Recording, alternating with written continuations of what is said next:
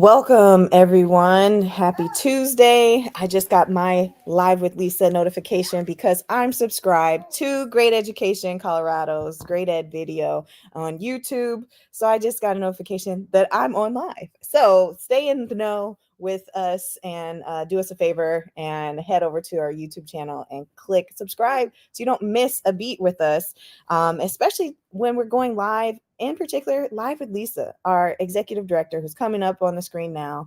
How are you doing, Lisa? I'm doing well. It's a great intro. Please do subscribe to YouTube. Um, it's the best way to stay, or one of many great ways to stay in the know about what Great is doing. Yeah, we gotta get to the people. So this is how we can get to them for sure, utilizing these platforms that are talking to each other and trying to help keep relevant, accurate information at the top of their phone screens, and so helping you navigate Absolutely. that through the fluff, through all the fluff, get the right stuff. So today we have an interesting conversation. Definitely, it's bittersweet, and I want to give us an opportunity to highlight just an update that we have, two updates that we have with a committed advocate and special friend dear to Great Education Colorado. Lisa, do you want to share the news? Yeah, I am very saddened to find out that Paul Ocker, and I hope I'm pronouncing his name right because I think we're very much first name. But Paul, I've just heard has passed away. Paul Ocker was a retired teacher. He was one of the most phenomenal petitioners we had. Just such a dedication to the profession and to improving education in Colorado. He was inspirational. Paul he would always come to our advocates network, and I know that he was just, always where he needed to be to advocate for great schools. And I was just so saddened to hear, and I just wanted people to know about all the great things that he did. Just what I know from his interactions with us. He was a great guy. Yeah, he had been part of Great Ed for since at least 2011, right? And That's uh, that's right. as early as 2011 for sure, and that's quite some years. And, I know his advocacy with us was tremendous, and I know that he did other things as well. I remember, he was one of our, uh, most amazing, petitioners, and I'm thinking back to Amendment 73, when I swear every week he would come into the office with, like, 4 or 5 filled petitions and ask for more, and we were asking him how he was doing this, and he was just at the zoo. And I think they tried to shoo him away sometimes, but he just couldn't say no to Paul. And so he was there at the zoo with all these young families coming in, and he gathered thousands of signatures for the things that we put on the ballot to try to improve public education. So we're really going to miss him. Advocates Network without Paul is just not going to feel the same. And even when he was just always there and always supportive and generous. So uh, to all of his friends, my condolences, and to the folks who don't know about him, just know that if you care about public education in Colorado, you should say thanks for Paul. It's individuals like him who are committed and come from experience, trying to make the education space better, right? That's what True. makes it happen. Yeah. So thank you So, to yeah, Paul for sure.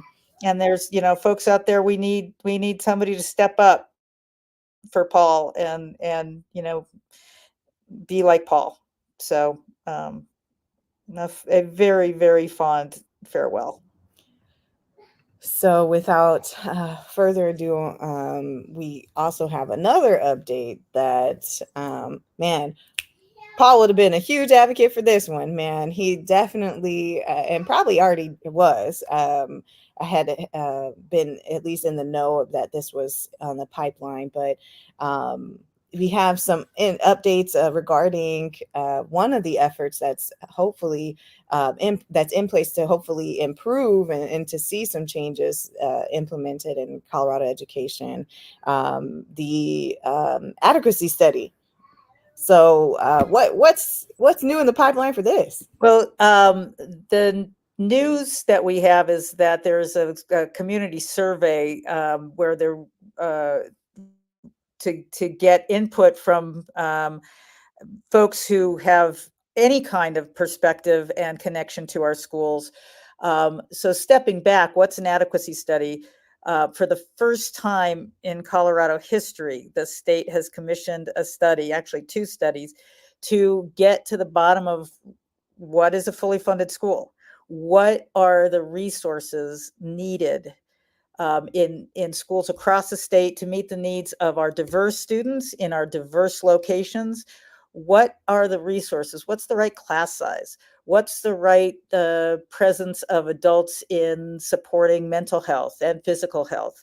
What does professional development look like? Not how much do we need, that will come from it, but what do we need uh, to provide our schools so that our students can meet the expectations that our legislature has set for all students graduating.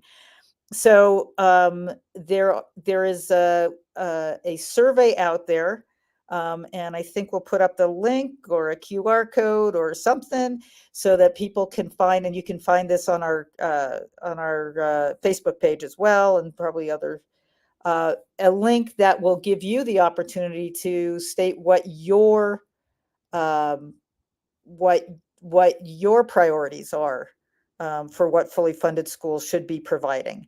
And this is really important data for these studies to make sure that we're really measuring what communities want, what communities expect of their schools, what parents and grandparents and business owners hope our schools will provide. So that data is critical, and we really hope folks will take this opportunity to have their voices heard. And what happens with that adequacy study? That is going to be what Great Ed focuses on as soon as the election is over and we're done with Amendment 80, which I think we're going to talk about for a second. Um, but after the election's over, we really have to focus our legislators on this data that says this is what our students need to succeed. And the adults of Colorado have got to step up and figure out how we're going to provide it. And so these adequacy studies, we're going to keep it front and center. Nobody is going to put this study on a shelf because our students depend on us making good on this information. Yeah, so I'm looking forward to getting folks in every district across Colorado ready to advocate for what the results are, right? And I know Great Ed, we have some exciting next steps for folks. Definitely after the election time frame kind of allows people a reprieve, but keep that energy that typically wanes, but to keep it sustained and directed towards a specific outcome. I think people will respond. I'm excited for it, and at least for the next 5 weeks. What do we got now? No, it's right there on your screen. No on Amendment 80. Amendment 80 opens the door to spending all too scarce public dollars on private schools. We have polling that shows that 70% of Coloradans do not want to be spending our public dollars on private schools. And what Amendment 80 would do is open the door by creating a constitutional right for parents to choose whatever school which, by the way, they already have. It's not constitutional, but Colorado has a really robust choice system going on right now. So the only reason to put the choice that we have now into the Constitution is to start opening that door to say, hey, if I have a right for my student to go to a private school, I want the money from the state to make that happen. And it has been a disaster. It is in existence in Arizona, and it has been a disaster. It has taken almost $1 billion out of public schools and put it into the hands of folks who are already going to private schools. For the vast majority of kids who are getting those vouchers, they were already going to private schools, and it's just subsidizing those families and those more affluent communities. Colorado cannot afford this. Public schools are a public good, and you know, Absolutely.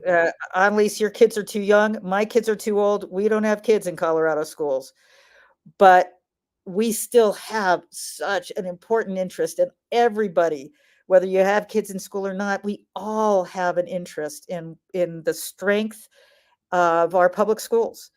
And so this is about defending public education and making sure that our schools, our public schools, stay strong, and we don't siphon off money to schools that really don't have accountability or transparency either, and who can choose their students. Our public schools take every student, and that is not what private schools can decide who can and can't attend.